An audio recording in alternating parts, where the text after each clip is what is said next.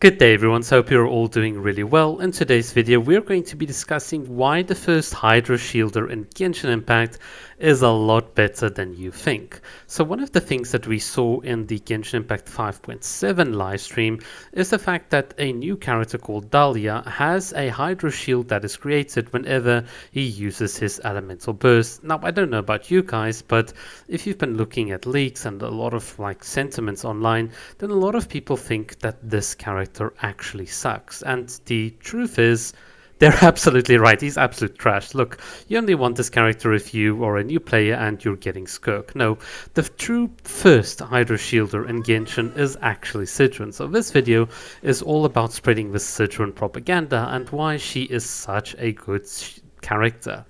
Now, some people might object to this and might be like, well, hey, she's C2. Look, I do not care. She had it in her kit. It was in her kit in the beginning first before any other character. So that means she is the de facto first Hydro Shielder in the game. And by the way, for those of you that are F2P allergic to any constellations, there are numerous videos on YouTube of people getting C6 Ayakas, Ventis as F2P players. So really, it is only a matter of choice if we're going to be really honest. So from my perspective, Sigewinne is really cool. So I'm going to talk about a lot of little cool things about Sigewinne in today's video. And the first is going to be a little bit of a weird detour. We're going to break into a Shrine of Depth. Don't worry, it's pretty easy to do that. And we're going to talk a bit about how she does her healing with her bubbles, and we'll do this while staring at her two big balls. So effectively, at C2, Sigewinne gains more bubble bounces. Now, one of the cool things in special circumstances in Genshin, if you look there at my Farina that I'm trying to highlight on screen, is that in certain cases you can actually make her bubble bounces a lot faster, which means you can turbo heal your entire party. And remember, Sigewinne herself, if she can pick up the two of her big balls, means that she'll gain obviously the Bond of Life effect, and that means she can also turbo heal herself out of that, which is a very nice little technique or little trick.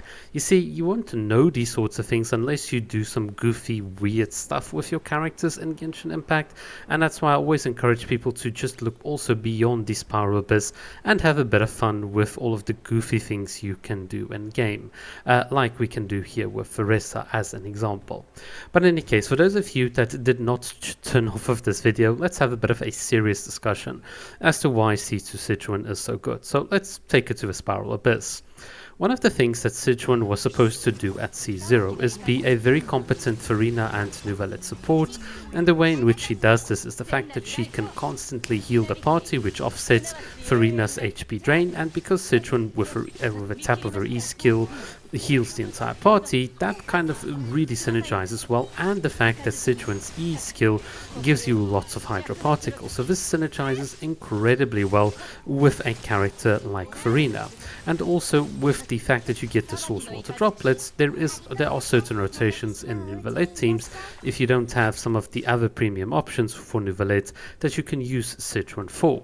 Now the drawback for Sigewinne obviously at C0 is the fact that you don't have a lot of her covalent stacks. That's the special stacks that she has on her E ability, which effectively gives your team members off-field elemental skills a kind of damage bonus that is equivalent to what Shenhe gives to cryo characters.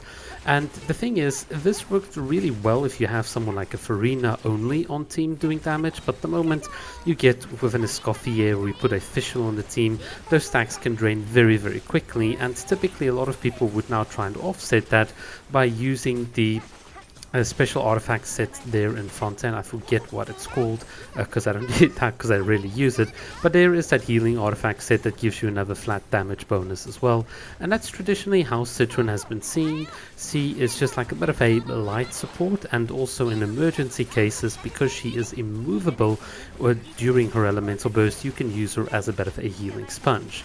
So when you get to C2, a lot of things actually change for Sigewinne. First of all, at C1, you get a higher damage boost, and you get up to about 18 covalent stacks and more bubble bounces. So this means that Sigewinne herself, especially if you're a casual player, will be able to trap enemies for longer. You'll be able to use more characters, like for instance a Fischl and a Farina or like a Farina and a Escoffier in a team, because you just have more covalent stacks to go around.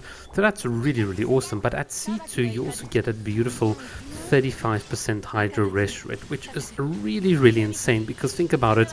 Your Farina boosts her own damage via fanfare stacks. You're shredding that resistance. You're adding flat damage to the Genshin Impact damage equation. That really kind of becomes very, very powerful in terms of giving you lots of like off-field damage bonuses. And that shield that Sigewinne gets is a 30% of her max HP shield, which is really, really strong. And remember, you can use your E ability, and if it breaks, no worries, you use your elemental burst, you get another shield very, very quickly. So that is very, very powerful, and it means that in very special cases, like let's say you're in the sea of the bygone eras fighting against that bishop that constantly drains your HP, or against some of the local legends in the overworld that hit really, really hard, something like a Sigewinne shield can save you very, very well. Look, her Hydro shielding capabilities also have advantages against other enemies that, for instance, bounce back attacks like the Primo Bishop and so on. So it is overall a very, very good deal. It ensures very, very powerful survivability, and also it ensures Sigewinne survivability because her C1 has got a bit of like a little technical defect. I think her C1 has a bit of a slight self-imposed nerf, and that is the fact that you only heal Sigewinne effectively, because if you grab like the Bond of Life stuff, you only heal her after 8 bounces. You can see there on screen Sigewinne's got the Bond of Life, but that healing will only take place after 8 bubble bounces, which is like a bit of a problem, because at C0 that is only after 5. So that means potentially you could be losing out on that big heal for Farina's fanfare stacks if you've got a C0 Farina. It's one of the things I did complain to the developers about, but they seem to not really care. And this is the one thing that I think then the shielding does then fix, because your Sigewinne will then be guaranteed her own survivability because you've got a shield, and also you will not be interrupted while casting her skill, which is really, really cool. And yeah, so I think from that perspective, Sigewinne as up to C2 is just really, really good. I think she is certainly miles better than something like a what do you call it, Dahlia, and obviously Sigewinne would be able to support like a Farina and a Skirk with a Escoffier in that type of team.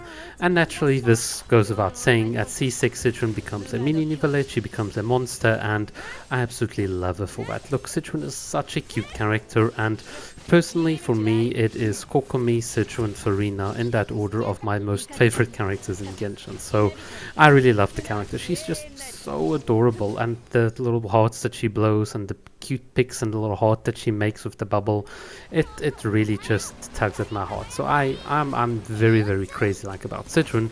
That's why I kind of like C6 though, and also the color palette and the story of Sigewinne is just really, really awesome. I think Sigewinne was one of those characters that had a very, very good compelling story, so I hope in the future Hoyo can do her justice and expand on the Melusine lore. I'm also like a big fan of Melusines in general as well.